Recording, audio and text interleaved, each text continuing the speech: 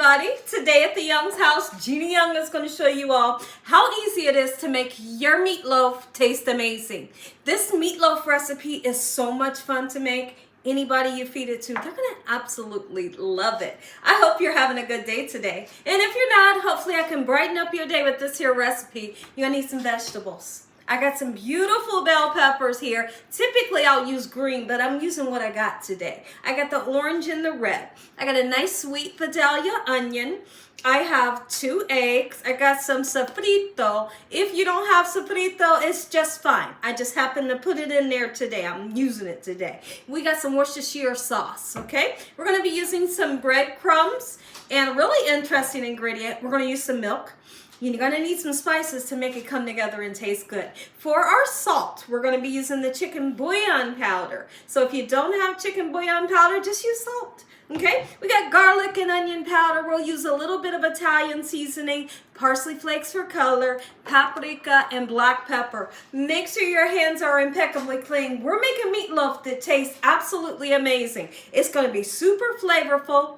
It's going to be easy to make. Your whole family is going to love it. And for the top, I'm going to show you how to make a quick and simple sauce. And we'll talk about those ingredients a little bit later. Make sure your hands are clean. Let's make a delicious meatloaf. I'm not sure if I mentioned, I'm using a pound of ground beef. And I'm also using a pound of ground turkey. I have put my meat into the defrost in the microwave, and some of my meat got a little bit cooked, but it's okay. We're gonna work it out, okay? So if you see the brown on there, that's why. No worries. Your day is absolutely spectacular. How many of you all love meatloaf like we do here at the Young's house? At the Young's house, we love it. And I'm telling you one thing, this recipe is so much fun to make. So here's what we're gonna do today. Okay, so let's just talk about this. You have 2 options when it comes to your vegetables. You can turn around and take these vegetables we're getting ready to put it right into your meat and mix it up. But the best way, hold on, y'all, that was my husband asking me what vegetable did I want to have with the meatloaf. We're just going to settle for some green beans. So he's going to grab up a couple cans for me before he's on his way home. So now, what I was talking about is the vegetables. You have the option to take these vegetables, put them right into the mix if you want. But if you want it to taste spectacular, we're gonna saute these vegetables. Both recipes is good. But when you take the time to put your foot in it, like we like to say, you know, man, she put her foot in it. That's what putting your foot in it means. Going the extra mile, sauteing the vegetables and then adding them. It makes it taste better. It just does. Is the other recipe good where you put the vegetables in and they're not sauteed? Sure it is, but you can make it taste better. And that's what we're doing today. We're going to saute these babies. I'm going to break them down in such a manner. I don't want real big, huge pieces, right? So let's do what we can. We'll double back several times with this knife to really get it chopped down. If you want to put some fresh garlic in, absolutely you can. We're going to do that same thing with this nice sweet Vidalia onion. And I really like to put different colored bell peppers in because it makes for a great presentation when you slice it, makes it gorgeous. And these bell peppers taste amazing. So I'm going to grab a little tiny frying pan. I'll probably put like a 1.5 tablespoons of butter or oil in my pan. We're going to get them nice and soft, make them taste good. And we're going to season them with some salt and pepper to give the sauteed vegetables flavor, right? Absolutely we are. That's how you layer on your flavors. And we're going to do just that. Now that I have my bell peppers nice and chopped down, let's go ahead and put them into the pan. I'll turn this pan on to just medium-high heat, just making sure that I watch it because quickly these can burn, you know, if you don't keep a good eye on them. And then we're going to get started on these sweet Vidalia onions. Go ahead and cut our nice sweet onion, get it cooking with the bell peppers, and then we're going to go ahead and season up our meat. Don't be afraid to put seasoning into your meatloaf. I'm going to tell you one thing that makes meatloaf taste spectacular, and that is the Worcestershire sauce. It's not a certain amount that you put in, just really get you some in there. The flavor is ultimate. Now, if you were to taste Worcestershire sauce, just like, you know, put some on your finger or on a spoon and taste it, it doesn't taste great. You know, it just doesn't. But when you put it in the right recipe, oh my goodness. Like, it takes it up a level for sure. And we're using it today. Yes, we are. So I'm going to make up some mashed potatoes to go with our recipe. And that's what we're having. All right. Lovely. Let's chop some onions. Beautiful sweet onion. I'm praying, y'all. I don't want this onion to make me cry right now. Not right now. I got the glasses on, shielding my eyes. So I'm hoping I can quickly chop these, get them right into the pan without any tears. My husband likes meatloaf with gravy. So I'm kind of thinking about if I'm going to make gravy or not. I really didn't want to make gravy, but I might make it. I might just make it for it. Especially since we're having potato. Ingredient I almost forgot to tell you all about, but it's never too late. Ketchup. I always will put ketchup, about a tablespoon, maybe a tablespoon and a half, into the mixture. It makes it nice and moist and gives that umami flavor, right? Absolutely it does. So don't you forget your ketchup. I'm going to put 2 tablespoons of this beautiful sofrito right into my mixture. All of the vegetables you could imagine is right in this spoon here, right? I'm going to do 2 heaping spoons right in. And like I said, most people don't have sofrito just sitting in the refrigerator. And if you don't, it's okay. You don't have to have it. But you make sure you saute up your veggies, okay? So I'm going to go in with about a half a cup of breadcrumbs. Yes, you can pull apart regular bread if you want. Put that in here. You could use crackers. You could use rolled oats. Okay, there's so many different things. You can use the cornflake breadcrumbs if you want to. And that's something that I use a lot. I just happened to use my cornflake crumbs up the other day when I did the ranch pork chops for you guys. So I like to do my breadcrumbs like my grandma Lucille would do. She would take and put the milk on top of her breadcrumbs and get them nice and soggy before mixing everything in. So let's take the time to do that. How much milk? Just get you some in there. Just enough to keep your meatloaf nice and moist and to moisten these breadcrumbs. That's the perfect amount. Don't get too wild with the, the milk. But I love the addition of the milk. All right, watch this. Worcestershire sauce because you want it and you need it.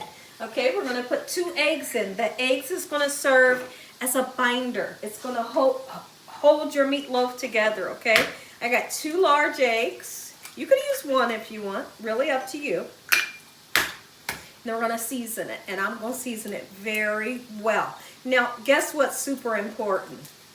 What's very important is that you don't take this hot mixture of the vegetables and put it into here and cook your eggs into scrambled eggs. So you let them cool down a little bit, right? You definitely want these to cool down before going into the mixture. They smell absolutely amazing right now. And they look gorgeous, right? Okay, so let's season. Black pepper. Typically, I don't put Italian seasoning in, but we're going to put some in today. I do have a little eggshell here that I want to dig out. No eggshells, right? I'm not feeding anybody eggshells. A little bit of paprika. It's not smoked. Okay. And there's that Italian seasoning that we're going to decide to put in today. That's what's fun about cooking. You can, alter the flavors a little bit. Make things taste a little different than the last time you made it, right? Let's see what it tastes like using Italian seasoning because I love Italian seasoning, right? Garlic and onion powder. The chicken bouillon is going to serve as our salt. But not only that, the great flavor, okay? And then we're going to mix everything. We are going to let this cool down before it goes into here. My vegetables that I was cooking, I threw them in the freezer. Just for a couple minutes until they're cool enough to put into our mix. Vegetables are nice and cool enough. We're going to go ahead and add them in and begin to mix. Usually I'll use my hands. My hands will be impeccably clean, but I got these pretty long nails on today and I don't want meat up under my nails. Okay, so we're going to give it a nice go, making sure that I'm not mixing it too much. If you mix your meatloaf or your hamburgers for a long time, it's going to be tough, and I don't want this to be tough. So the main idea is to get everything nice and mixed in and then leave it alone. You don't have to mix the daylights out. Now that everything is nice and mixed up, we're gonna go ahead and put it right into our baking dish. This is a 9 by 13 and I'm gonna be cooking this on 365 degrees, okay? And you just basically cook it until it's fully cooked, you know. Oh, this is gorgeous. It's really holding together very well. I like the look of it. Okay, it's not gonna fall apart on me, you know. So now that we've put it this way, let's go ahead and form it into that famous loaf. My grandma, she had a square pan, right? It wasn't, you know, this way. And she put her meatloaf in a square pan, but it was good. It was good no matter what size or shape it was, you know. All right, here we go. Making sure that like any creases or cracks that's in here, you want to seal them. Take your finger and seal it because that will allow all your lovely juices that you work so hard to keep into the meatloaf to come flowing right out of that crack, right? So do what you can. Use a spoon, use your finger, seal all of those cracks. So like what I like to do, push it this way to make it tall. Push it this way to make that loaf that you're looking for. And I'm always going to put a teeny tiny bit of water in the bottom of my pan. It just kind of gets things to going, you know, when you begin to cook it. And you're not going to have like a hard time cleaning your pan, you know, after you take the meatloaf off. Because some of that meatloaf can get a little hard at the bottom and then you have a hard time washing your pan. Let's turn this into the loaf, and then when I come back, I'm going to talk about what we're going to put on the top to make it beautiful and make it taste good. Look at that. That's one beautiful loaf that we've took our time with and really made it nice and compact. Into the oven, and don't you cover it. If you cover your meatloaf, you will steam it and it'll look gray. It'll never get golden brown. The whole time of this cooking process, you want to have it uncovered.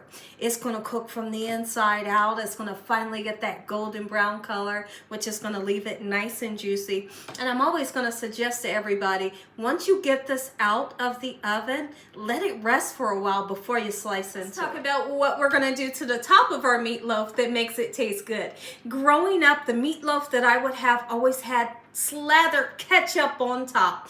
I don't know what happens when you put your meatloaf in the oven and you decide that you're going to put ketchup or some type of tomato sauce on top. It really amps up the flavor. To me, I absolutely love putting ketchup on the top of my meatloaf, but I don't put it on now. I've seen people put it on now and then they put it in the oven and then that ketchup is a funky color. I don't want that, right? So what do? I wait for like the last 10 minutes of the cooking process, then I slather on the ketchup, throw it back in the oven, and it's perfect. And every slice that you slice has that little red going on the top, which makes it absolutely beautiful.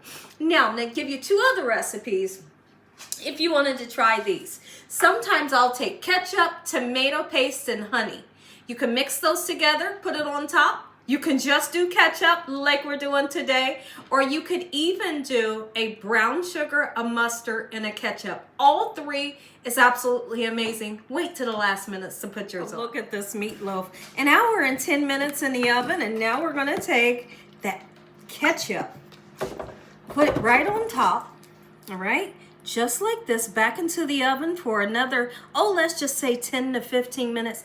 And you're gonna have the most delicious meatloaf you've ever had. Put this into the oven. I can't wait till you get to see what this looks like when we slice down into it. That's what you call a meatloaf.